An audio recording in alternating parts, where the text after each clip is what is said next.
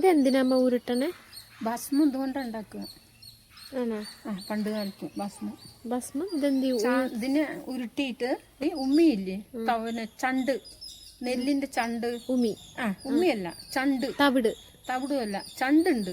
നെല്ല് കുഴച്ചു വരുമ്പോ അതിന്റെ ചണ്ടായിട്ട് കിട്ടും. ആ ചണ്ട് നിറയെ കൂട്ടും ഇങ്ങനെ. എന്നിട്ട് ഈ സാധനം ഇതുണ്ടോ വട പോലെയായി. എന്നിട്ട് ഇത് ഇങ്ങനെ വെക്കും. ഇനി ഇത് ഇരുന്ന് ഉണങ്ങണം.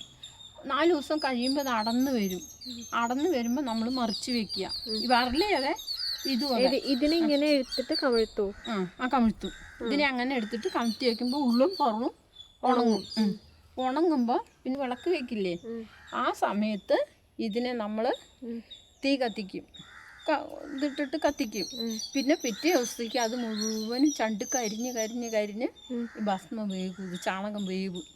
എന്നിട്ട് അത് ഉണ്ടയായിട്ട് എടുത്തിട്ട് അങ്ങനെയാണ് ഭസ്മം ഉണ്ടാക്കുന്നത്. ഉണ്ടയായിട്ട് എടുത്തിട്ട് അതിനെ പൊടിക്കണം.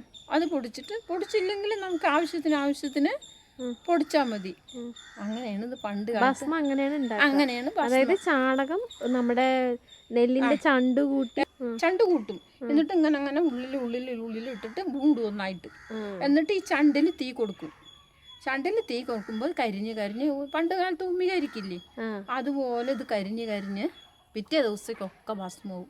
ഗണപതി ഹോമത്തിന് വരളി വേണം. ഈ വരളിയാണ് ഇതാണ് വരളി. ഇതിനെ ഇനി തിരിച്ചും മറിച്ച് ഉണക്കും. ഇത് നടന്ന് ഈ മതിലിന്ന് അടർന്ന് പോരുമ്പോ നമ്മൾ അതിനെ അങ്ങനെ കെട്ടും. മാല ഇതിങ്ങനെ ഹോളിടും. ഇത് ഹോളിട്ടിട്ട് കോർത്ത് കെട്ടിത്തൂക്കും.